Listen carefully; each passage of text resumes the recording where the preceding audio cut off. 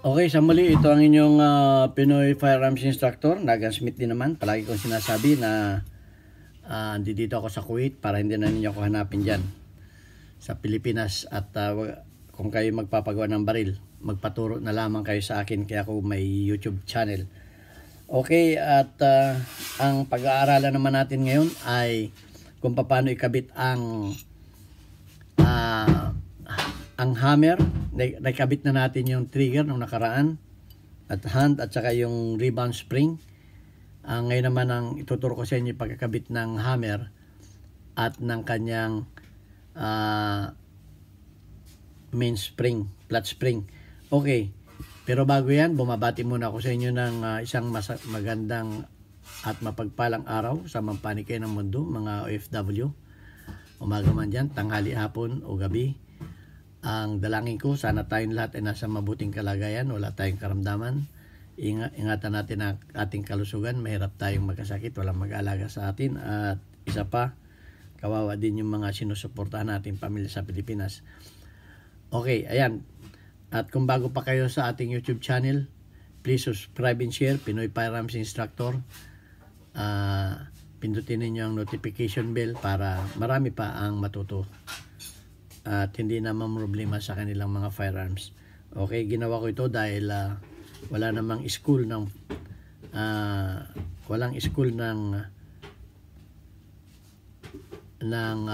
gunsmithing sa Pilipinas. Kaya pwede naman DIY yung mga minor na mga problema. So ayan, at please share natin para yung ating mga kaibigan naman ay may makatuto rin. So ito na kung paano ikabit ang hammer at saka ng main spring. Okay, ginagawa ko ng step by step yung ating mga videos kasi pag wala sa title, hindi na nila panonoorin. So kung ang problema nila ay sa trigger, nandyan ang trigger, nasa title. Kung ang problema nila ay hammer, ayan, nandyan na sa pag nabasa kasi nila yung title, ay hindi man yan yung problema ko. Pero kung pinanood lang ninyo, kompleto na. Kasi yung mga unang videos ko, ang hina ng views. At saka paulit-ulit yung mga tanong. So, para hindi na tayo magpaulit-ulit ng tanong. Yung iba, tamad maghanap, tamad mag-research. Okay? Kaya nagpapaulit-ulit, minsan naumay na rin ako. So, ganito na lang ang pagtuturo ko. Isa-isa. Spoon feeding. So, ito na. Kung paano ikabit ang Yan. Ito ay sa Smith & Wesson na revolver. Okay? So, wag nating kalilimutan itong parts na ito. Nakalimutan ko ng tawag dito. Ito yung sinasabitan dito nakasabit itong mainspring. So, ang pagkakabit niyan ay hindi pa ganun. Hindi ninyo mapapagtama yan. Pag kinabit ninyong ganyan yan, mali yan. Hindi yan gagana. Ang pagkabit niyan ay dito pataas. Yan, pataas. Pag ganyan, saka ninyo ibababa ng ganyan. Kasi ang laro niyan pataas pag ganyan. So pag ganyan ang niyan, at dapat ito ay pababa na ganon. So ayan. At ilalapat na natin. Siyempre tatama natin yung butas do sa pin. Ganyan. Yan. Pag itinama natin yan, hindi yan papasok kasi may binabanggaan yan. Babangga yan dito. So, i-atras natin yung push thumb dito para pumasok yun dun. I-atras natin na gano'n. Yan, pumasok na siya dun. Ayan, i-atras natin yung push thumb at dito libre na rin siya. Ang patatamain na lang natin ay yung pagitan ng sear. Dapat yung dulo ng trigger dun papatak. Dun. Sa gitna. So, para pumasok yan, natin ng konti yung itatapat natin, ipipress natin ng konti yung trigger para siya tumama dun. Ayan. At bababa na yan. Yun, nakababa na siya. Ngayon, ito na lang ikakabit nating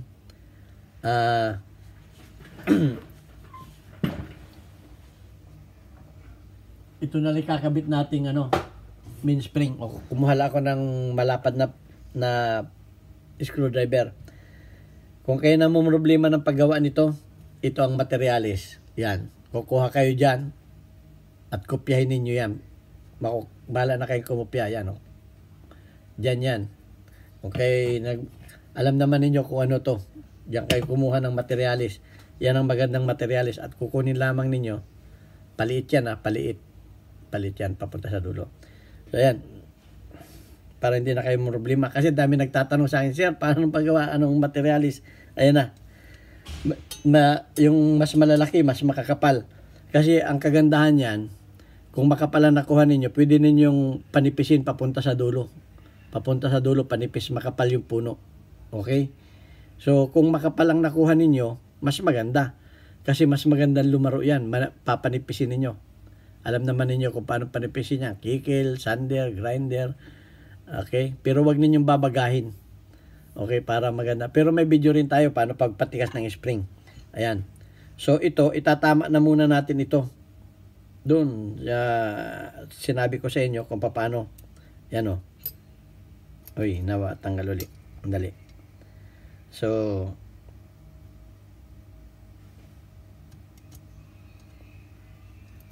yan.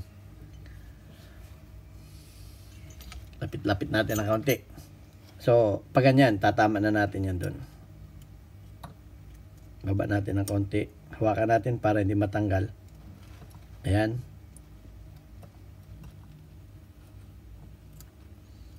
Yan. Ipupurma na natin ng nakaganyan. No? Nakapurma na. Okay, hindi pa nakapasok yan. So, kukuha tayo ngayon ng isang malapad na screwdriver. Yan. Pagkatapos niyan, meron siyang ano dito. Isasagad ninyo ibababa ninyo yan. Kasi meron siyang tinatamaan doon.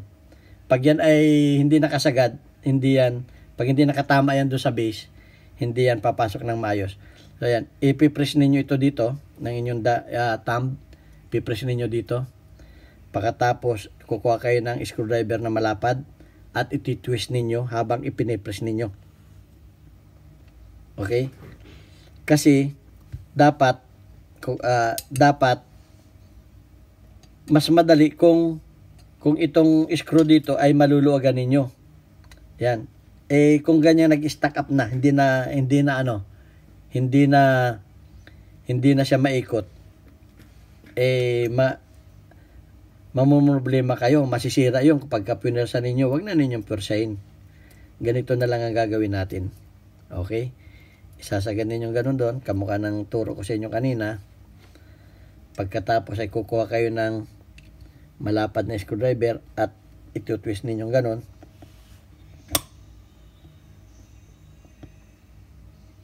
Kung hindi ninyo may press ng kamay ninyo, pwede ninyong pukpukin. Ayan o. Ayun. Naipasok na natin. Ayan. So, mapapansin ninyo, ayos na siya. Ayan o, gumagana na yung kanyang, hindi maano yan, makakalabit. Kasi, dapat i-atras ninyo itong, push thumb. Okay? Ayan. Para makalabit. Ayan o, gumagana na.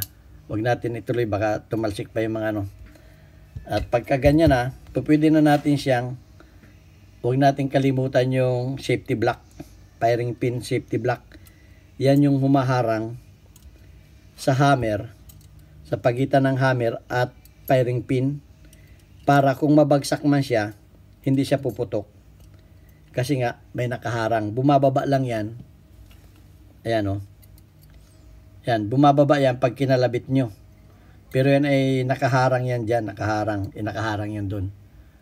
Para kahit pa matamaan ito ng matigas na bagay, mabagsak, hindi siya puputok kasi may nakaharang sa pagitan ng firing pin. Okay, at para pati yung firing pin niya umatras. Hindi nakalapat yung kanyang hammer. So ayan, at pwede na natin siyang langisan. Nilangis natin.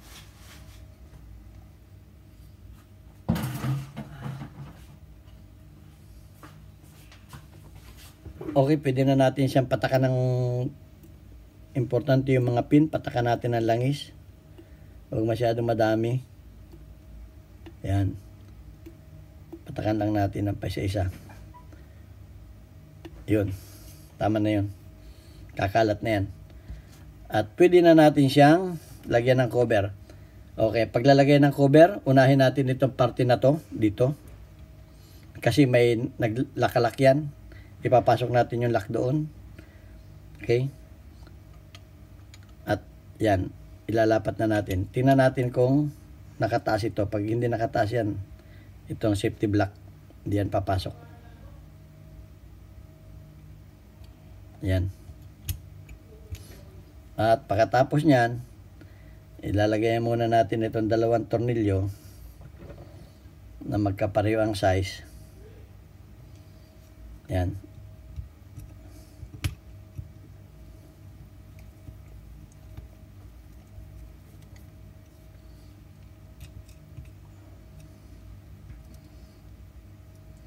So, ginawa ko ng step by step yung ating pagtuturo para hindi tayo mahirapan.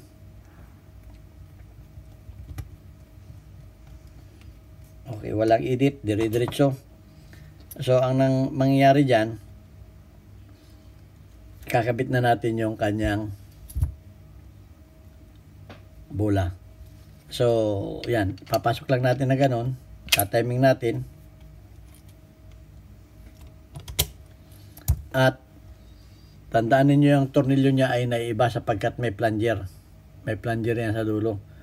Yan yung humahawak doon sa kanyang carrier para hindi lumabas. Okay, yan.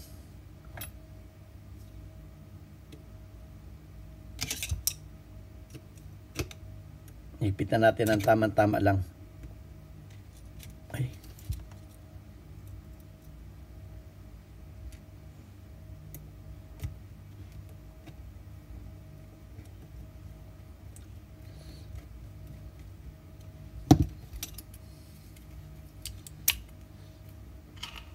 Okay. Ayan, basic naman yung pagkakabit ng grip niyan. Ayan ang ano niyan, ito ang inyong Pinoy Para-Arms Instructor. Hanggang sa muli nating videos, magtanong lang kayo, mag-comment kayo kung meron kayo dinaunawan at ating isasagutin yan sa abot ng maliit nating kalaman. At magpapaalam tayo at hanggang sa muling videos natin. Ito ang inyong Pinoy Para-Arms Instructor na nag-iiwan ng katagang God bless us all.